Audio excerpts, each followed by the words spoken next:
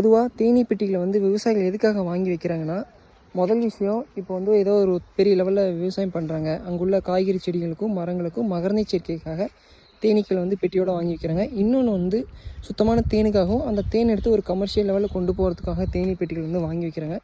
அதே மாதிரி அந்த விவசாயிகளுக்கு வந்து என்ன சந்தேகம்னா, ஸோ அந்த தேனீ பெட்டிகள் வந்து எவ்வளோ டிஸ்டன்ஸில் வைக்கலாம், அதே மாதிரி எந்த டைரெக்ஷனில் வைக்கலாம் அப்படிங்கிற மாதிரி டவுட்ஸ் இருக்குது. ஸோ இந்த பெட்டியில் இந்த மரம் பார்த்திங்கன்னா ஒவ்வொன்றும் 10 ஃபீட் டிஸ்டன்ஸில் தான் இருக்குது. அப்படிங்கிறப்போ ஒரு பெட்டி வந்து 10 அடி இடைவெளியில் வைக்கலாம். அதே மாதிரி இந்த 2 பெட்டி பார்த்திங்கன்னா 5 அடி இடைவெளியில் தான் இருக்குது. ஸோ டிஸ்டன்ஸ் வந்து உங்களுக்கு கம்ஃபர்டபுளான இதுக்குள்ளே வச்சுக்கலாம்.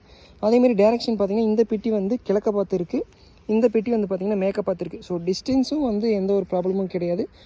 அதே மாதிரி டேரெக்ஷன் வந்து எந்த ப்ராப்ளமும் கிடையாது. உங்களுக்கு தகுந்த மாதிரி வச்சுக்கலாம். ஸோ தேனீ வளர்ப்பில் வந்து எதாவது சந்தேகங்கள் இருக்குது, இல்லை தேன் வேணும், தேனீ பெட்டி வேணும்னாலும் செந்தமிழ் தேன் பண்ணி வந்து காண்டாக்ட் பண்ணுங்கள். டிஸ்கிரிப்ஷனில் வந்து நம்பர் கொடுக்குறோம். இன்ஸ்டாகிராம், ஃபேஸ்புக், யூடியூப்லாம் ஃபாலோ பண்ணிக்கிட்டீங்கன்னா எங்களுடைய ரெகுலர் அப்டேட்ஸை தெரிஞ்சுக்கலாம்.